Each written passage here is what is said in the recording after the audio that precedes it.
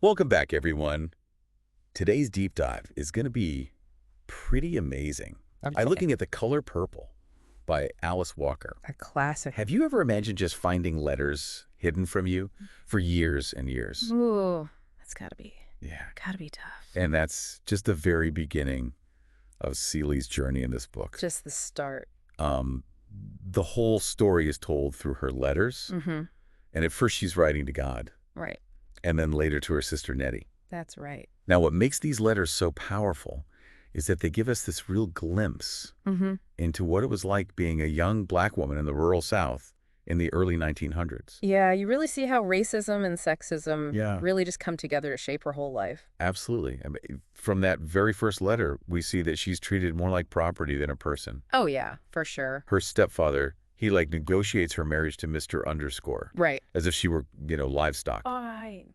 He emphasizes her ability to work hard, bear children. Ugh, it's awful. It's really disturbing when you think about the actual language that he uses too. It's dehumanizing. Yeah, he downplays her intelligence. Yeah. And really focuses on her physical strength. It's reducing her Yeah. to a tool for labor and reproduction. It just paints this really stark picture of the power dynamics during that time The societal norms. that black women had to navigate. It was a system designed to control them. And so Celie, she finds herself trapped in this system. Yeah. She endures abuse. She's forced apart from her sister Nettie. Right. And then she's put into this marriage that has no love or respect. And her letters to God, they become like her only outlet. Yeah, her only way to express her fears and her sorrows. Their hopes. And one of those hopes is reuniting with Nettie. That hope is a driving force for her. Yeah, and that's where Nettie's letters from Africa come in. Oh, yeah. They give Celie this view of a wider world beyond that rural existence. It's fascinating how Walker brings those two narratives together. I know, I love that. Celie's life and the Nettie's life. Totally different. Different culture challenges of colonialism, but at the same time, they both face this oppression. Yes. And they find strength in that shared bond as sisters. It's like a lifeline. It is. And she also has a lifeline from another woman. Oh, right. This is Shug Avery, Yes. a glamorous singer who really defies all those societal norms. Chug really disrupts that patriarchy that's confined Celie for so long. Yeah, it's a pivotal moment in Celie's journey to self-discovery. Absolutely. Shug challenges Celie's beliefs about love, about sexuality, self-worth, Everything. encourages her to embrace her desires. Recognize her inherent value as a woman. Shug's arrival, it's like shaking things up. Oh, yeah, for It's you. like a breath of fresh air Absolutely. in Celie's really stifling environment. And you see the impact, like, right away. Yeah. Celie starts to question the life that she's been forced to live, starts to recognize the injustices she's faced, Yeah. and to see a future where she can be free. Yeah. Now, Shug's influence even extends to Mr. Underscore because he pines after Shug. He even admits to Celie that he should have married Shug instead. Yeah, that's interesting. It reveals this longing for something more, a dissatisfaction With those societal norms, that have kind of dictated his life. it suggests that even the people who benefit from this patriarchy Mm. can still feel trapped by it. It's like he recognizes Shug's free spirit, Yeah. but at the same time, he continues to control Celie. He's a complex character. He is. He can see the strength and independence in women, but he can't break free Right. from those patterns of dominance. So it makes you wonder if that change in him later, Yeah. is it real or just a response to shifting power dynamics? That's a great question, and I think Walker leaves that open to interpretation. Yeah. We have to consider all those nuances in his character and think about the possibility of true redemption. But it's not just Shug who challenges things. Right. Sophia Harpo's wife. Yeah. She's like this embodiment of strength and resilience. Yeah. Refuses to be controlled by societal expectations or even her husband. I love that line. Which one? I used to hunt game with a bow and arrow. I know. Powerful image So powerful. of her independent spirit. It's such a contrast to the image of Celie that her stepfather presents when he's arranging that marriage. Exactly, and her refusal to be a dog. Yes. That directly challenges that dehumanization of Yeah. that patriarchal control. So we've got these three incredible women, Yeah. Celie, Shug, Sophia, Mm-hmm. all navigating this world that wants to confine them. But each of them, in their own way, Yeah. resist those limitations. Yes, and they offer Celie these different models Right. of what it means to be a woman, to find your voice And to claim your own space. in a world that tries to silence them. Powerful stuff. It is. Their impact on Celie, it's just undeniable. You start to see those small but significant changes in her life. Like when she starts making those bands. Yes, exactly. It may seem like a small thing, but for Celie, it's huge. Yeah, That's independence right there. it is. She finds this talent develops, it builds a whole business. Those pants become like this symbol of her creativity. Yeah. Her drive to kind of make her own way. On her own terms. It's almost like she's like stitching together a new identity with each stitch. I love that. And as she grows in confidence, we see her start to push back against Mr. Underscore. Oh, yeah. Like that scene where she finally stands up to him. Oh, so good. I know, right? Powerful. Curses him out for all those years of mistreatment. It's electrifying. It is. She's silenced and subjugated for so long. Right. And then boom, there it is. Her voice. Her voice. And the language she uses, too. Yeah. It's raw. It's powerful. And pathetic. She's not just angry. It's like this righteous indignation Yes. demanding recognition for all that pain. And when she says, I'm here, So simple, but so profound. it is It's an affirmation of her existence. Yeah. Like, I'm here, I matter. a refusal to be silenced, Yes. to be erased. To be diminished. And this happens right when she decides to leave Mr. Underscore Right. and make a life with Shug. She's taking control. Yes, finally claiming her own agency.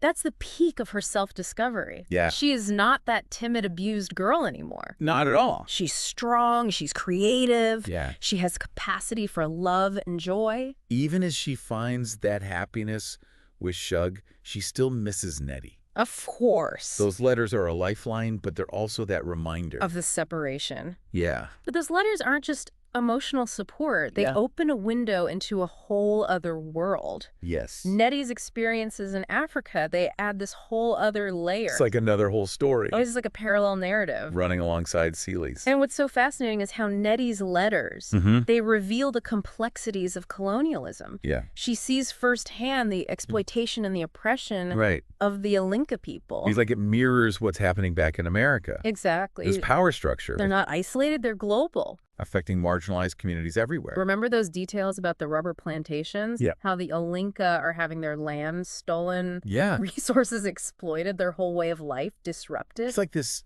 stark reminder of colonialism's impact. Devastating. And those corrugated tin roofs. Oh, yeah. They have to abandon their traditional roof leaf, which is sacred, Right. and use this ugly industrial material. Such a powerful symbol of forced assimilation. And cultural erasure, They even have to pay for it. which makes them even poorer. It's a system designed to extract wealth and resources and leave them with nothing. It's awful. And Nettie's position in all of this, Yeah. she's a missionary, so she's kind of both an outsider, Right. but also trying to help.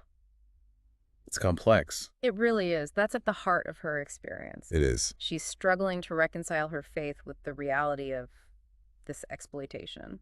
You know, it makes me think about that scene Which one? with the retired missionary Oh, yeah. and her grandson on the ship. The other passengers are so uncomfortable They are. with that interracial relationship. And she's oblivious. Totally. Textbook colonial attitudes. So hypocritical. It really is. And then she says something about the signs of war being all over Africa. It's chilling. It is. She's acknowledging the exploitation, the forced labor, the displacement, But she's framing it like it's just natural, like it's inevitable. as if Western civilization is just superior, Yeah, like the colonized people are somehow less than. deserving of their fate. It's awful. But Nettie, she sees through it, Yeah. recognizes the injustice, Works to help the Alinka people. even though it puts her at risk. She challenges Samuel's more passive approach. Yeah, she wants him to take a stand. Remember that conversation about feeling like flies on an elephant's hide? Yeah. They're starting to see their own limitations. In this whole situation. Yeah. But even as they're dealing with all this, they find comfort in each other. They do. That friendship, turns to love. it does. It's a deep connection. Intellectual, emotional. They understand each other, Yeah. and they're both committed to social justice. Her description of their love is beautiful. I know. It's sensual, passionate, It's so different from Celie's earlier experience. which were so violent and coercive. She's reclaiming her sensuality, Yeah, embracing all of herself. I love that. And it doesn't diminish their commitment to the Alinka people. If anything, it fuels it. They decide to get married. Yeah, but before they do, She tells Samuel and the kids the truth about Celie. It takes courage to do that. It does, but it shows how important honesty is Yeah. in relationships. Especially one like theirs. And the kid's reaction is so sweet. It is. Adam's worried about Celie right away. Olivia's curious, wants to know more. They get it. It's like they understand. Complex emotions and social issues. Even at a young age. Yeah. And Samuel, Hmm. he reassures Adam, Yeah. says they'll go back to America and check on Celie. Such a nice moment. Unity and solidarity. But then Adam goes missing. Heart-stopping. It is. That's going to happen. It reminds us that even in these remote places, lives are intertwined with these big forces. Social and political. Yeah, love loss, the search for identity. All playing out against this backdrop of colonialism. So we leave Nettie and Samuel. At the end of part 2. Their love story is just starting. But it's already been tested. Back in America, Celie's got her own challenges. She does. Figuring out her feelings for Shug. It's complicated. Finding comfort in a surprising friendship. Hmm. We left off with a lot up in the air. Adam is gone. The Olinka people are facing relocation, and Celie is back in America sorting through her feelings for Shug. It's incredible how Walker connects all of these threads. I know. You have this story that is so emotionally deep, but also has this historical context. It all ties back to these themes of resilience, identity, and the search for love and belonging. Especially for Black women. In a world that tries to deny them that. Exactly. So let's talk about Adam. We find out he disappeared after Tashi, who's getting ready for that traditional facial scarring ritual. Right, that clash between tradition and modernity is such a big part of their relationship. Yeah, Tashi's decision to scar her face. Represents that pull of tradition. And Adam, who was raised in a more Western way, he struggles with it. He doesn't get it. It's like these two worlds colliding. Two different ideas of beauty and belonging. It's a really personal conflict for Adam. Oh, yeah. He loves Tashi, but he hates this tradition. And then he disappears. Does he try to stop her? Did something happen to him? Walker keeps us guessing. She does. And while we wait for news about Adam Celie gets that letter from Nettie. Oh, no. Karina's died. What a loss. I know it's a loss for Nettie, for the kids, for us as reader. We saw her grow, Yeah. struggle with her prejudices, and then come to accept Nettie and the kids. It's a reminder that life is fragile. But love and forgiveness are powerful. What really stood out to me was how Nettie describes the Olinka people's response to Karina's death. Oh, yeah. They bury her in their own way, wrapped in bark cloth under a tree. It's this beautiful mix of cultures. Honoring Karina's life while keeping their own traditions. Respect. And the Olinka people are facing a crisis of their own. The relocation. Yeah, they have to move because the rubber plantation needs their land. So devastating. They're driven from their homes. Their roof leaf is destroyed. Livelihoods disrupted. It's colonialism at its worst. Taking and taking. And they have no choice. Their protests mean nothing. And then they're forced to pay for the tin roofs that replace their roof leaf. The irony is just cruel. The people profiting from their displacement are making them pay for it. It's a classic example of how colonialism works. Take everything and profit from the tools of oppression. But there are moments of resistance. Like when they get the tin roofs. Yeah, the Olinka women, they raise this deafening ululation of sorrow, Powerful. expressing their grief and defiance. They won't be silenced. And some choose to run away. Yeah, living in the jungle, choosing freedom, even if it means giving up everything. It's about autonomy. Living life on your own terms. Even when those terms are hard. Nettie and Samuel, they decide to keep fighting. They go to England. To get support from the Missionary Society. Trying to expose the injustice. It's risky. They're challenging the system. And guess who they run into? Not the missionary again, on the ship to England. It's like this little version of the colonial world. All the contradictions. There she is, this elderly white woman with a young black child. Oblivious to everyone staring. Talking about the war like it's a party. And she keeps calling him Harry.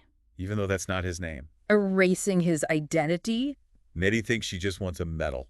Performative philanthropy. Wants praise for doing good. Classic colonial mindset. Samuel feels it too. At that dissonance. Yeah, he says the Africans don't even see us.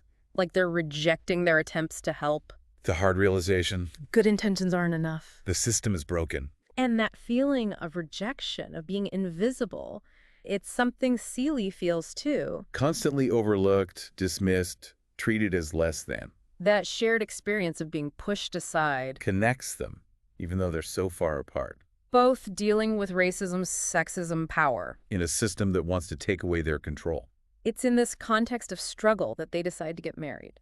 A decision full of hope, choosing happiness in a world that doesn't want them to have it. Her description of their wedding night is so beautiful. Free, A celebration of their love, their passion. their commitment to each other. It's such a contrast to those earlier scenes about sex. So much violence and Oh, force. this is different. She's taking back her sexuality. Becoming whole, And they're determined to raise the kids with a sense of justice. to understand the world. So she tells them about Celie. That's huge. She's honoring their history. And the kids are amazing. They are. They want to know more about their aunt, The power of stories. creating connections and empathy Even when things are hard, there's always hope. for understanding for a better future where love and justice win. While all this is happening, Celie is going through her own transformation. She sees Shug again. But it's not what she expected. Shug has changed. She's with someone new, Jermaine. Heartbreaking for Celie. But it's also a turning point. She learns to let go. Love can't be controlled. And she finds comfort in an unexpected place. Mr. Underscore. Really? Their relationship becomes this deep friendship. Based on respect? Understanding. Forgiveness is powerful. It is, they hurt each other, but they move on. Find peace. While Celie waits for Nettie, she finds purpose in her work. Your community, the simple things. She builds a life full of love and laughter. A sense of belonging. And when Nettie comes back with Samuel and the kids, It's pure joy. the family reunited stronger than ever, The book ends with Celie and Mr. Underscore on the porch. watching the sunset. They've come so far through so much pain. But they found peace, It's a beautiful ending. full of hope, showing how strong the human spirit is. The color purple is a story that sticks with you. It makes you think about injustice Makes you celebrate resilience. and embrace love in all its forms. Reminding us that even in the darkest times, there's always hope. For healing, for connection, for a brighter future. This deep dive has been so insightful. I agree, and I hope everyone listening has enjoyed it as much as we have.